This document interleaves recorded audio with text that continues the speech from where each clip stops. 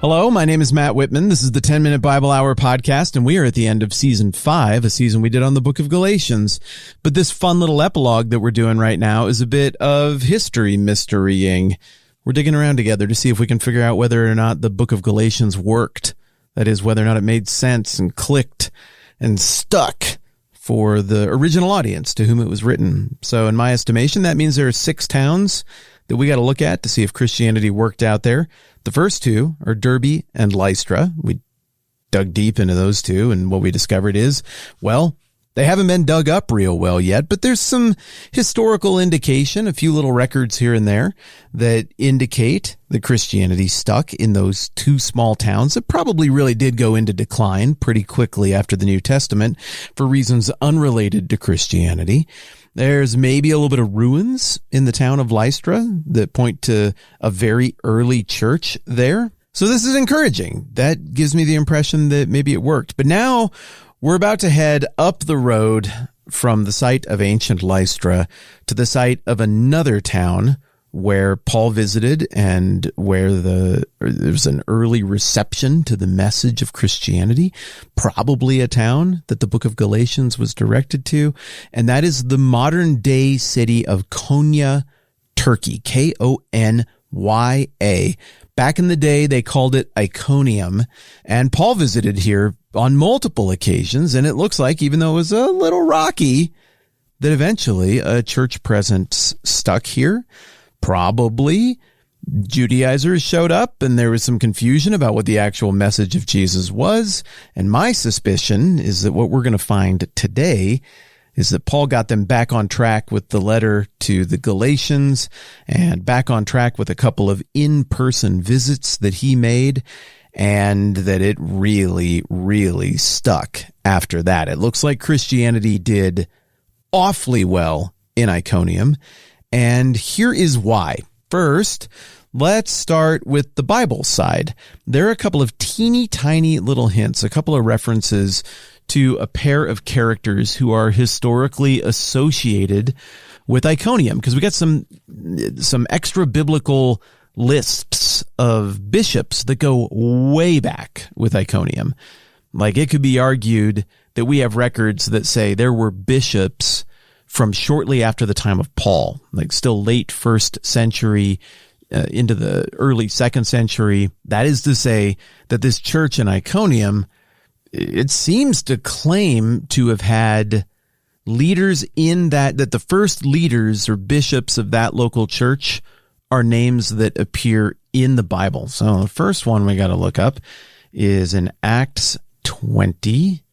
And verse 4, we get a passing reference to this dude right here. Okay, yeah. When the uproar had ended, Paul sent for the disciples, and after encouraging them, said goodbye and set out for Macedonia. He traveled through that area, speaking many words of encouragement to the people, and finally arrived in Greece, where he stayed 3 months because the Jews made a plot against him just as he was about to sail for Syria. He decided to go back through Macedonia. So he was accompanied by Sopater, son of Pyrrhus, from Berea, Aristarchus and Secundus from Thessalonica, Gaius from Derbe, Timothy from Lystra, also Antichicus and Trophimus from the province of Asia.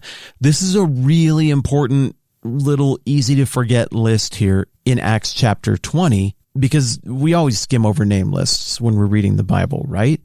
But wow, what a collection of dudes Paul had put together who were all Christians and were all super connected to these sites that come up in the missionary journeys. And one of these in particular, this Sopater, son of Pyrrhus, is historically connected in the old bishop lists to the church in Iconium, possibly, probably one of the recipients of the letter of Galatians. Now, it looks like this Sopater fellow comes up again at the end of Romans. We're going to Romans 16, verse 21. It says, Timothy, my fellow worker, sends his greetings to you, as do Lucius, Jason, and Sosipater, my relatives. Now, is this some sort of adopted relative thing? We've talked in the past about theories about Paul becoming so connected with people, who were brothers in Christ that they were so close that maybe he used an expression like we are kinsmen, like he talked about them literally as family. Or are these actually his relatives? Opinions differ, but Sosipater of Romans 16 and Sopater of Acts 20 are usually associated with each other, and the old, most ancient bishop lists of the leaders of the church in Iconium, dating all the way back to the beginning, list this Sopater fellow as being the first recorded bishop in that town, which I think is just incredible. I mean, what an amazing badge of honor for the church in Iconium. Another guy connected with that. Why did I turn the page? It's a rookie mistake. It's just embarrassing. Romans 16, the very next verse, is a really interesting one because I've read it before.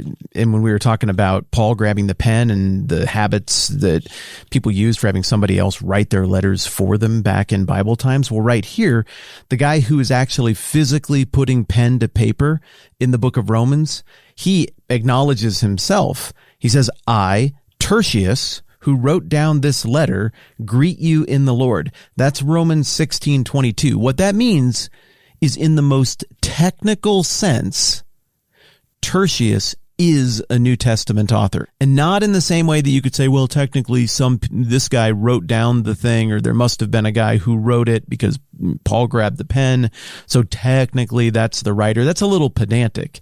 No, I mean literally, that is a verse of the Bible. I, Tertius, who wrote down this letter, greet you in the Lord.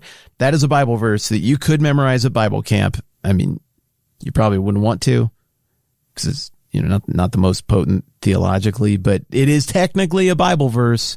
So Tertius, writing with his own voice, wrote that one verse of Bible, and in the most literal sense, pen to paper, he wrote all of Romans as well.